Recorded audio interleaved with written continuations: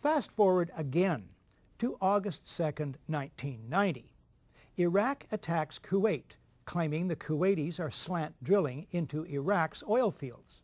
U.S. President George Herbert Walker Bush pushes for a land war against Iraq, but polls show the U.S. public is split 50-50 on that idea. Then comes this eyewitness testimony before a congressional committee from a 15-year-old Kuwaiti girl.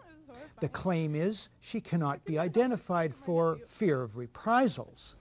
While I was there, I saw the Iraqi soldiers come into the hospital with guns. They took the babies out of the incubators, took the incubators and left the children to die on the cold floor. The U.S. public is outraged. The result? Support for land war zooms. It's a turning point. Desert Storm is launched.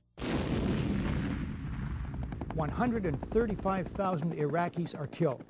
An estimated 1 million Iraqis, many of them children and old people, then die as a result of 10 years of sanctions.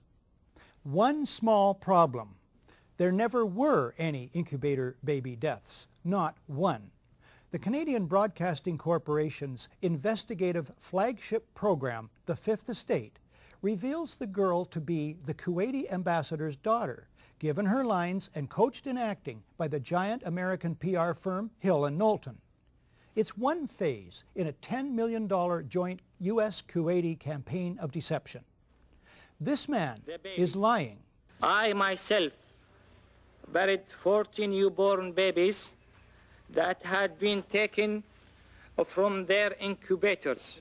This man is lying. And they had kids in incubators, and they were thrown out of the incubators so that Kuwait could be systematically dismantled.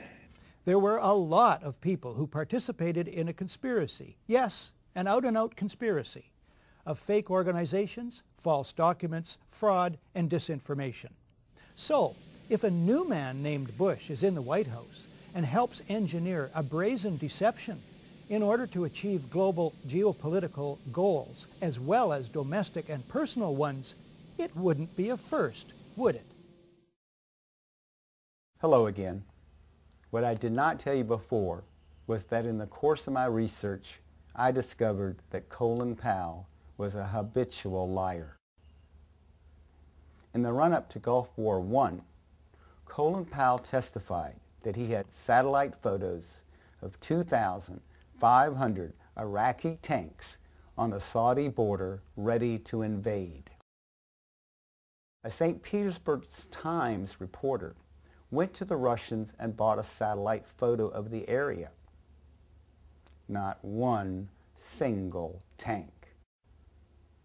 Years later, when questioned by reporters, Powell admitted there were no tanks, that in effect he had lied. And for those of you who do not remember, Colin Powell was the officer who covered up the My Lai massacre.